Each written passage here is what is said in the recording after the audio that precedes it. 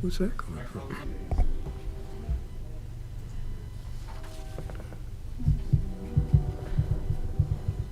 We ready?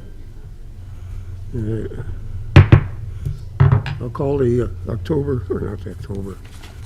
November 16th meeting at the St. John Waterworks to order.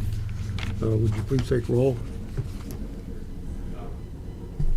The Pledge of Allegiance is first, I'm sorry.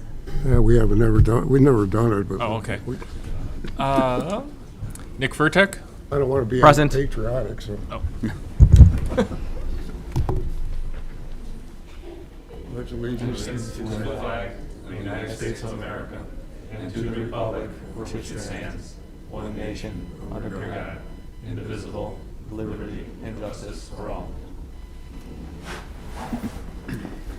All right, we'll take roll now. Nick Furtek? Present. Bill Manisopoulos? Present. Ken Gabala? Present. Wayne Pondinas? Present. Chris Salatis? Present. All right, we have minutes for the October 19th meeting. Are there any corrections or additions to those minutes? If not, I'll entertain a motion. I'd like to make a motion to approve the minutes as presented. I'll second that. All right, there's a motion and a second. All in favor signify by aye. Aye. Aye. Motion carried. All right. Under old business, it was brought up at our meeting last month about the variable speed drives for our wells, and we had a quote on that from Washington Electric, since they're working on all their equipment now on the SCADA system. On Tuesday, there was a meeting there at Austin where it was attended by myself, Wayne, all the people from Public Works that were involved with that, Jason, and they went through a dog and pony show, I would say, on how the equipment worked, and they showed us all the panels, and they went through a schematic, which it was kind of interesting. Chris was there too, and reminded me of my old days in hydraulics class at Purdue is what it was. But anyhow, they showed us how this all gets to be tied together, so to speak. With that said, for the board, we got into the variable speed drive system, and they were very impressive. In fact, they're very knowledgeable in the systems. Okay, and their track record with other communities around us, Sherrill, Dyer, East Chicago, and so forth, and you know all about that too. So questions asked were, cost, and so forth, and the bottom line is one thing is that they'll be running, so they won't start from stop, and they won't ramp up to full speed. They'll operate as needed. So they'll call and pump as much as needed, not more. All right, so that's one of the pluses about the thing. It's easier on the system. It's easier on the startup power charge too to go from nothing. Also, they said that our pumps are well capable of handling that. Those variable speed system on it. I guess they call them soft starter, delta starters, all kinds of names for them, and. They would then install these on all of our pumps, and this isn't anything new. In fact, they told us that most of the towns around us already have it. So it's something that's proven, so to speak. Do you have anything to add, Jason, Wayne, about the meeting? Chris? Well, I think that what they said, there's going to be set points, if you remember that. So if the tower is at 30 feet, and you want that, the water's going to be down, you don't want it to get down to 20 feet or 15 feet and then kick on the power right away, and we got to play catch up. They'll have a set point where if it gets down, if it's 30 and it goes down to like 25, they can kick on these pumps, and they'll go on slow. They won't go on fast, and they'll open slowly, and they'll start filling the tank up as the water's coming down, and you won't have to play catch up so much. And it's supposed to be a lot better on the system. But Jason was there, so he can comment too. The reason the price is so large is because we have to go with the ultra low harmonic VFDs. Basically, what that means is there's going to be very little feedback going back to the generator. Our generators at these facilities are so old that any type of a disruption or feedback will basically cause them to blow up. So we have to minimize that risk by using the ultra-low harmonics. If we had better generators, then we would be able to go with a different model that was a little less expensive. But when you start running into the prices of generators for these facilities, it's less expensive to do the ultra-low harmonics. It's going to be a really cool system once it's done, and it should be for the price you're paying for it. They're going to try and get us away from the idea of using level in the water towers as our basis of when and where we turn on the water pumps. The way the program is going to work, it's going to start to basically learn the demands of the town. We're going to start operating on basically gallons in the system. It's going to be programmed in a way that it's going to know that at 5 a.m. it's going to hit peak demand, and it needs to be accounting for that demand before that demand hits, so that way we're not chasing gallons in a water tower. We're already predicting when the gallons need to be in the system, when it can start ramping down, so that way it can do flushes in the system, and when it can start recharging the well field itself.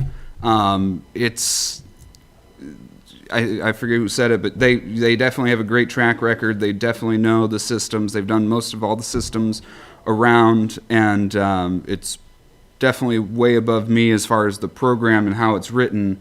But it's going to be really neat, and it's going to make our water department's job a lot easier, and it should help eliminate a lot of this stress on the system through its predictive use. As you said, that these pumps are going to be running more often, but just not as hard.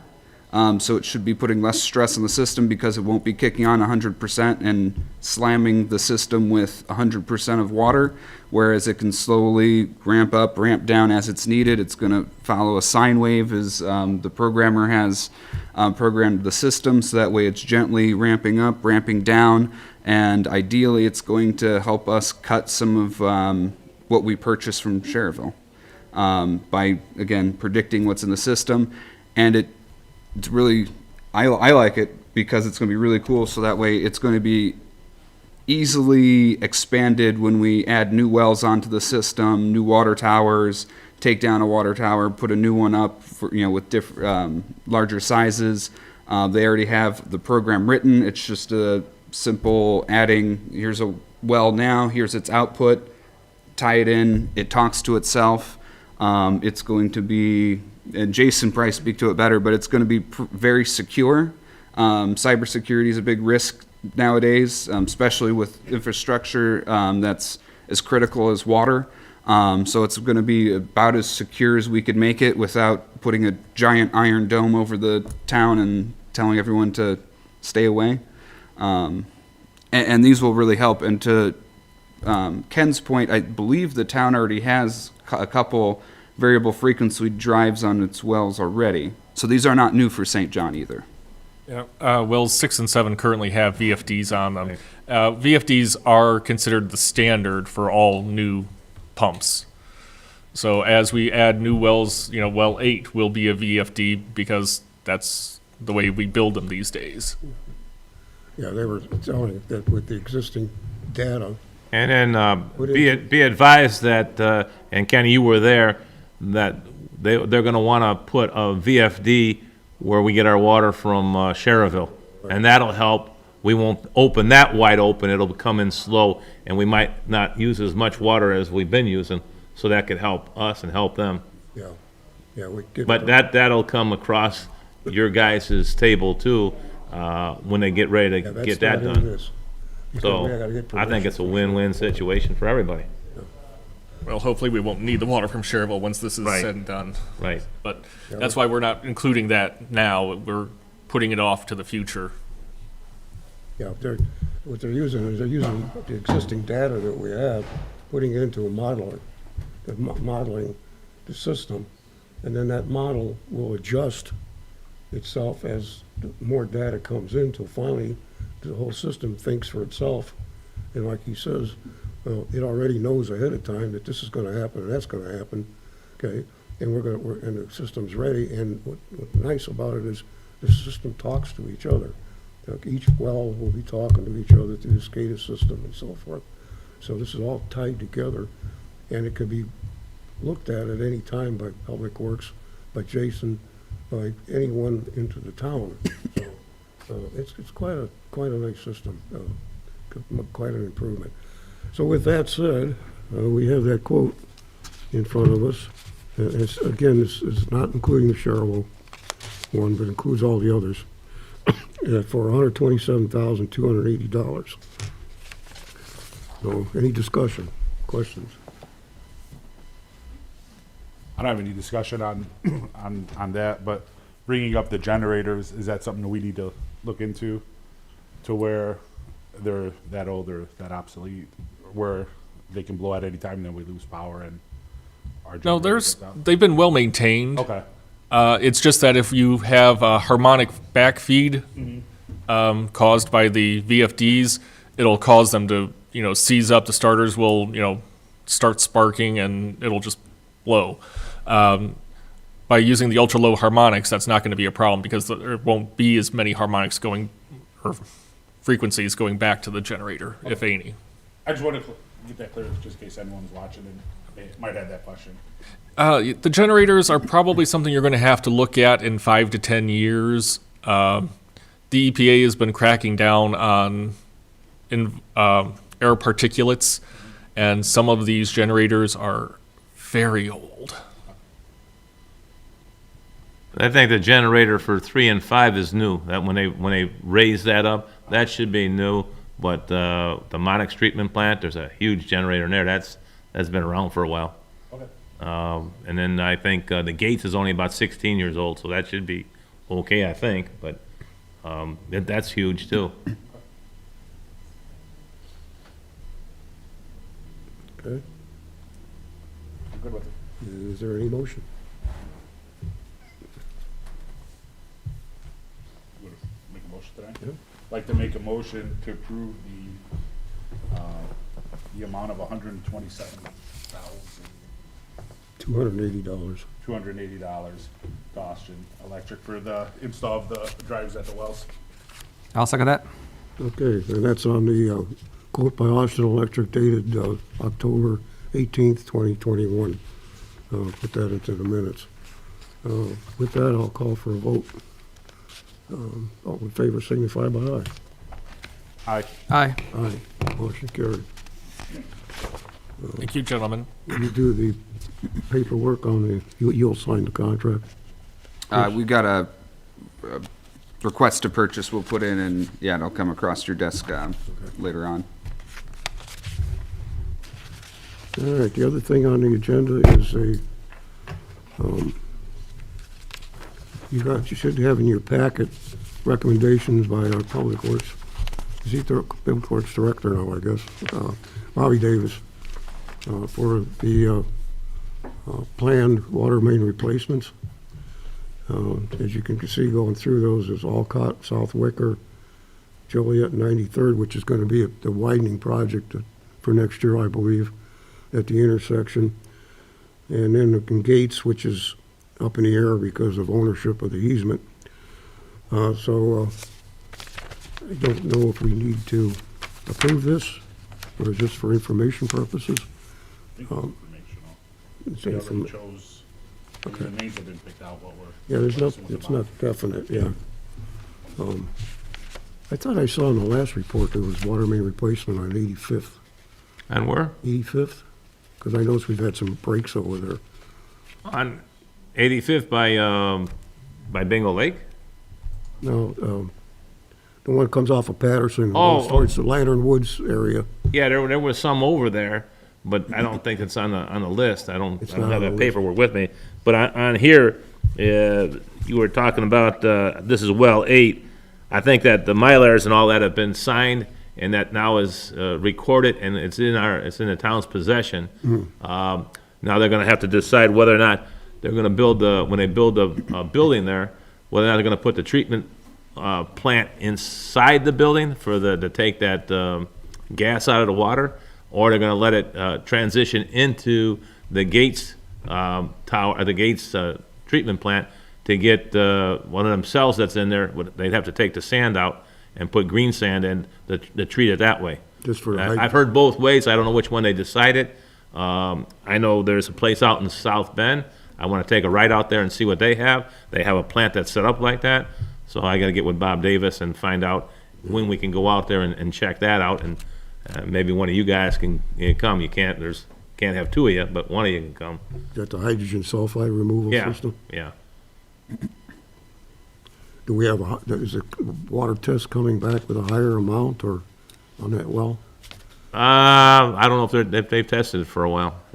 It's set to go, but I don't know if our water guys tested it or not. Any questions on that? No. And then there's attached map to it.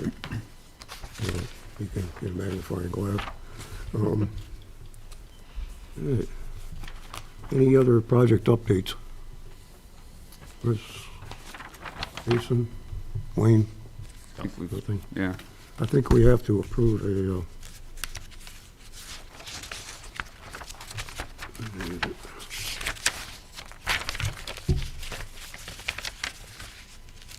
there was an emergency. I don't see that on the agenda. We had to raise lower the water main or raise the water main. On 108th, we're Yeah. still waiting to get the invoice from Grimmer? There's we're going back and forth as to the exact cost of. Okay, so that's not There was, ready. yeah, it's not ready for tonight. Any other project updates? All right. Have any comments from the board? Any questions for tonight?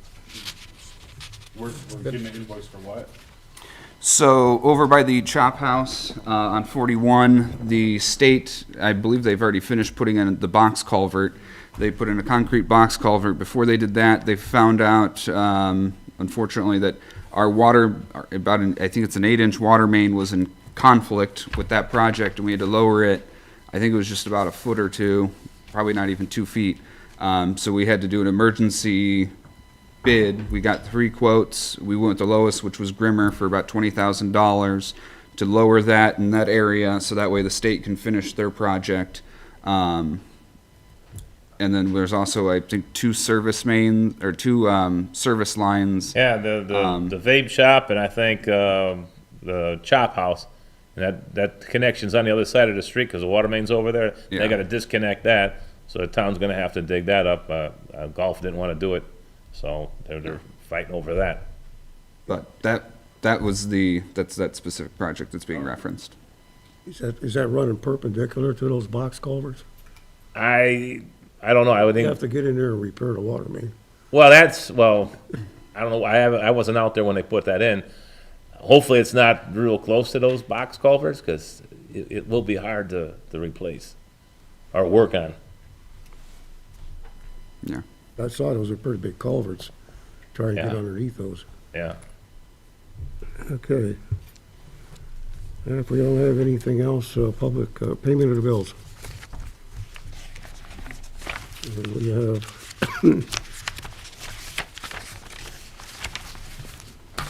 All right, we have November 16th, water utility APVs for a total of $286,437.39. Any questions on those? Motion? I'd like to make a motion to pay the water utility docket as presented. I'll second that. All in favor signify by aye. Aye. Aye. Aye. Motion carried. And we have the Water District APVs for November for a total of, is that $19,004 30 cents.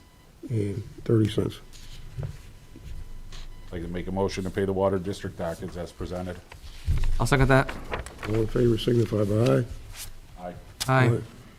Motion carried 3-0. Public comment? No public comment, I'll entertain a motion to adjourn. Like to make a motion to adjourn. Second that. All in favor signify by aye. Aye. Aye. Aye, motion carried.